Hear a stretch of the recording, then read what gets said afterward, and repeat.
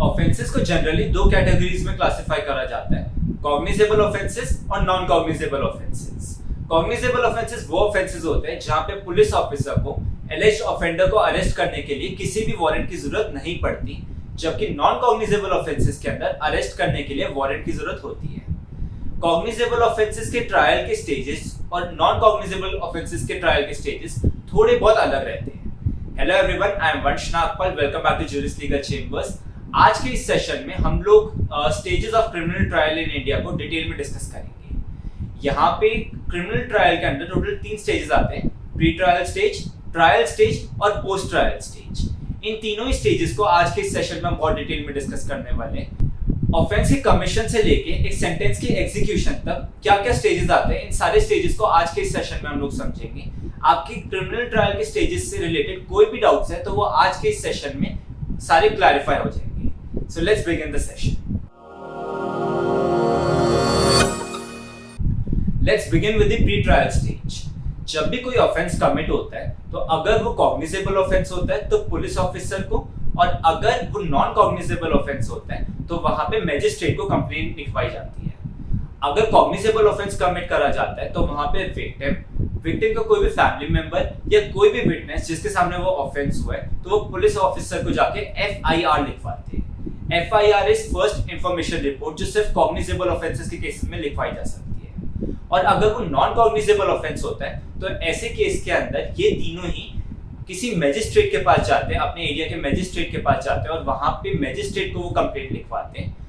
FIR के अंदर police officers के लिए इन्वेस्टिगेट करना कंपल्सरी होता है। कंप्लेंट केस में पुलिस ऑफिसर्स के लिए कंपल्सरी नहीं होता, जब मैजिस्ट्रेट डायरेक्ट करते हैं तब भी पुलिस ऑफिसर्स यहाँ पे इन्वेस्टिगेट करते हैं। Second stage is the stage of police investigation.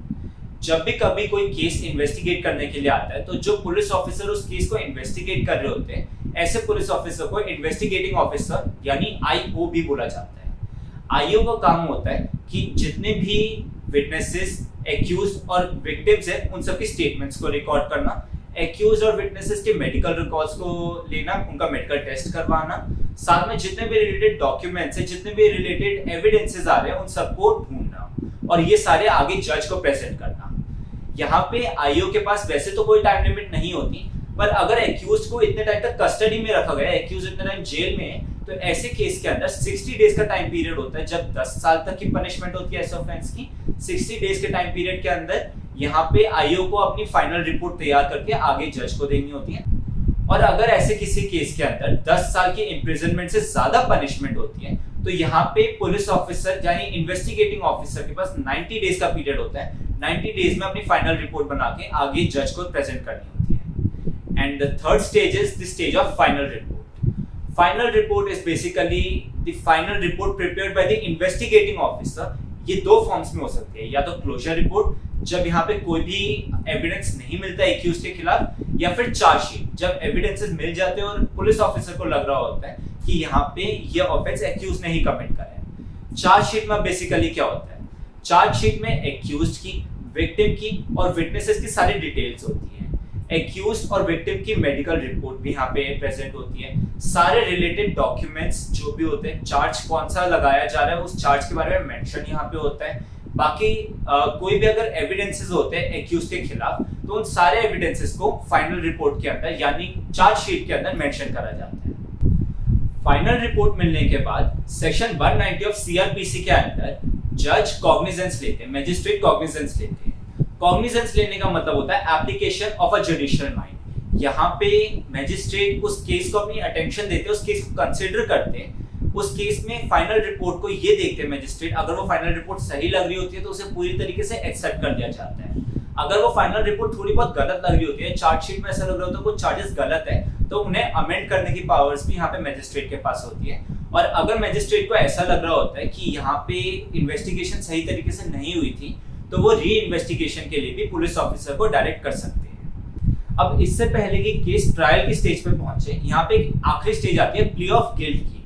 यहाँ पे एक्यूज से जज पूछते कि क्या उसने वो ऑफेंस कमिट करा है। अगर एक्यूज यहाँ पे गिल्टी प्ली करता है तो वहीं पे उसे पनिशमेंट दे दी जाती है या फिर वहीं पे केस को खत्म कर दिया जाता है। कभी कभी ऐसे केस में एक्यूज को माफ भी कर दिया जाता है अगर वो छोटे ऑफेंसेस होते हैं या फिर सिर्फ फाइन की पनिशमेंट होती है। बट अगर वहां पे एक्यूज ये बोल देता है कि उसने वो ऑफेंस कमिट नहीं करा, वो नॉट गिल्टी प्ली लेता है, तो ऐसे केस में फिर वहां से ट्रायल शुरू होता है। इस टाइम में कभी भी ट्रायल शुरू होने से पहले एक्यूज के पास ये ऑप्शन भी होती है कि वो प्ली बार्गेनिंग के लिए एप्लीकेशन फाइल करे। प्ली बार्गेनिंग का मतलब होता है कि वो ऑफेंस के लिए गिल्टी प्ली करेगा, बदले में उसे कम सजा मिलेगी या चार्जेस उसके खिलाफ कम लगेंगे। प्ली बार्गेनिंग को सेक्शन 256A से लेकर सेक्शन 256L तक सीआरपीसी के चैप्टर 21A में बहुत डिटेल में डिस्कस कर रखा है। इस सारे सेशन को, प्ली बार्गेनिंग को इंडिया के अंदर किस तरीके से स्ट्रिक्ट लॉज में अप्लाई किया जाता है, इसे क्यों इतना फेमस नहीं बनाया गया इंडिया के अंदर, इन सारी चीजों को ऑलरेडी मैं डिस्कस कर चुका हूँ। ऊपर आई बटन पे क्लिक करके आप उस सेशन को भी देख सकते हैं। Moving on to the trial stage. Trial के अंदर टोटल 4 स्टेजेस होती है। First is the stage of evidence. Evidence stage को आगे 3 कैटेगरीज में सब क्लासिफाई करा जाता है। First is the prosecution witness, second is statement of accused under section 313 of CrPC, and third is the defence witness. Prosecution witness, जब public prosecutor अपने witnesses को बुलाता है एक्यूज के खिलाफ स्टेटमेंट देने के लिए, तो उन्हें पीडब्ल्यू रेफर किया जाता है, यानी prosecution witness. PW1, PW3, PW5 हम सुनते भी ऐसे। इनका मतलब होता है ये सारे वो विटनेसेस होते हैं, नंबर ऑफ विटनेसेस जो एक्यूज के खिलाफ स्टेटमेंट्स दे रहे हैं। तो यहाँ पे 3 स्टेजेस होते हैं जब यहाँ पे प्रोसिक्यूशन विटनेस या फिर डिफेंस विटनेस की स्टेटमेंट्स रिकॉर्ड होती हैं। First is the stage of examination in chief. जब ऐसे विटनेस की स्टेटमेंट को रिकॉर्ड करा जा रहा होता है तो उसे एग्जामिनेशन इन चीफ रेफर करा जाता है। Second is cross examination. जब अपोजिंग काउंसिल यानी कि प्रोसिक्यूशन विटनेस के केस के अंदर डिफेंस काउंसिल वहां पे क्रॉस एग्जामिन करता है तो उसे क्रॉस एग्जामिनेशन की स्टेज रेफर किया जाता है। And third is the stage of re examination. जब प्रोसिक्यूशन खुद अपने ही विटनेस से कोई क्वेश्चंस पूछता है तो उसे री एग्जामिनेशन कहा जाता है।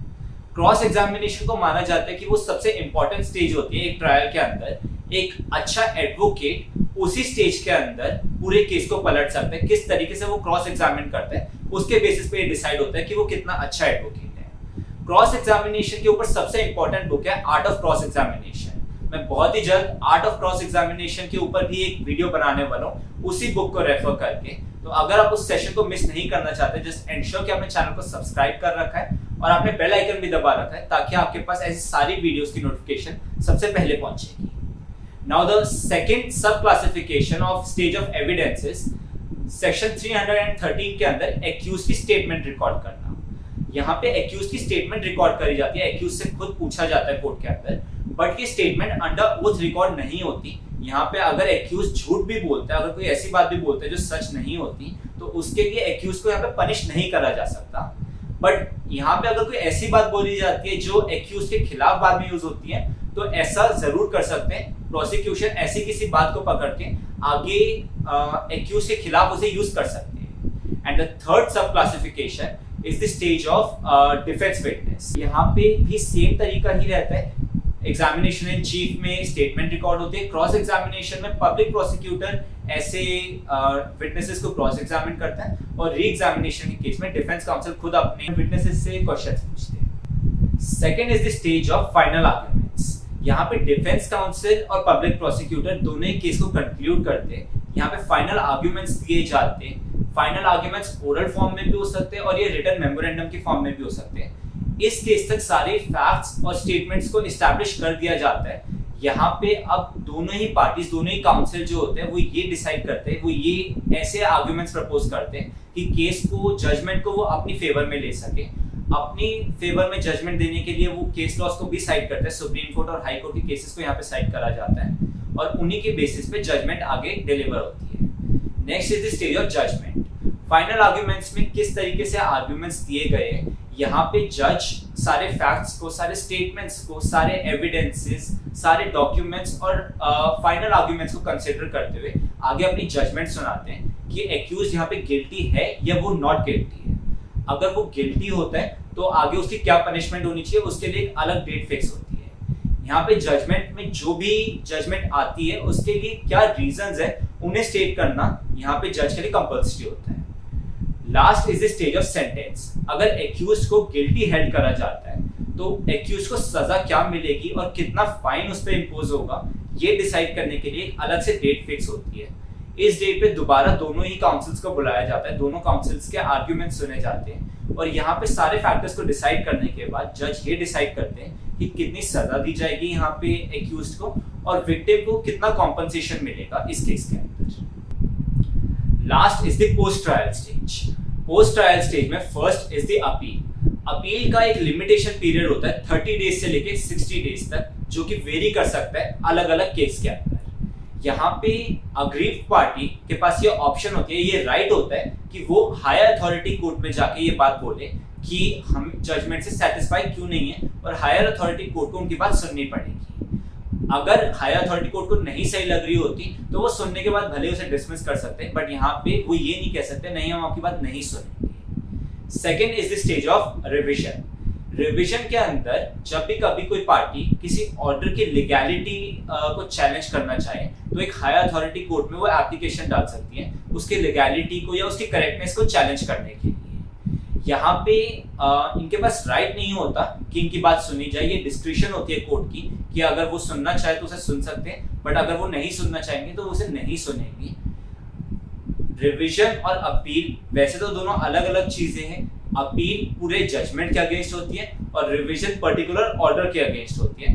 बट अगर आप इसके बारे में ज्यादा डिटेल में जानना चाहते हैं तो आप नीचे कमेंट करके बताइए। चैप्टर 29 अपील और चैप्टर 30 रिवीजन के ऊपर मैं डिफरेंस में एक डिटेल में वीडियो और बना दूंगा। Next is the stage of judgment in appeal. जब भी कभी अपील करी जाती है तो अपील के सारे फैक्ट्स को सुनने के बाद, दोनों साइड्स के आर्ग्यूमेंट सुनने के बाद ये डिसाइड करा जाता है कि वहां पे वो जजमेंट जो थी वो सही थी, तो उस केस के अंदर अपील को डिसमिस कर दिया जाता है। अगर वो जजमेंट थोड़ी बहुत गलत होती है तो उस जजमेंट को अमेंड करा जाता है और अगर वो जजमेंट पूरी तरीके से गलत होती है तो यहाँ पे अपीलेट कोर्ट के पास ये ऑप्शन भी होती है कि वो पुरानी जजमेंट को क्वॉश करके नई जजमेंट के लिए या फिर नए ट्रायल के लिए दोबारा से लोअर कोर्ट को बोल सकती है, डायरेक्ट कर सकती है। And the fourth stage is the stage of execution. अगर वहां पे अपील को डिसमिस कर दिया जाता है तो एग्जीक्यूशन ऑफ सेंटेंस का स्टेज दोबारा आ जाता है। जो भी सेंटेंस दी जाती है उसे एग्जीक्यूट करा जाता है। And the last stage is the stage of pardon. जब भी कभी सजा मिल चुकी होती है तो उस केस के बाद भी एग्जीक्यूटिव पार्डन ऐसे एक्यूज को ग्रांट हो सकती है। एग्जीक्यूटिव पार्डन्स कितने टाइप्स की होती है, उन्हें किस तरीके से ग्रांट करा जा सकता है, कौन उन्हें ग्रांट करता है, कैसे एप्लीकेशन लगाई जाती है, इन सारी चीजों को ऑलरेडी मैं एक सेशन में बहुत डिटेल में डिस्कस कर चुका हूँ, which is 5 types of pardons. अगर आपने वो सेशन अब तक नहीं देखा, ऊपर आई बटन पे क्लिक करके आप उस सेशन को देख सकते हैं। अदरवाइज मैं डिस्क्रिप्शन बॉक्स में भी उसका लिंक छोड़ दूंगा, आप वहां से भी उस सेशन को देख सकते हैं। आई होप ये वीडियो आपके लिए हेल्पफुल रही होगी। अगर ये वीडियो आपके लिए हेल्पफुल थी, अगर आपको इसमें कुछ नया सीखने को मिला तो चैनल को सब्सक्राइब जरूर करिए, साथ में बेल आइकन भी दबाइए। अगर आपने अब तक वीडियो को लाइक नहीं करा, लाइक करिए, कमेंट करिए और साथ में शेयर भी करिए। Thank you so much, all the best, keep studying, see you in next session.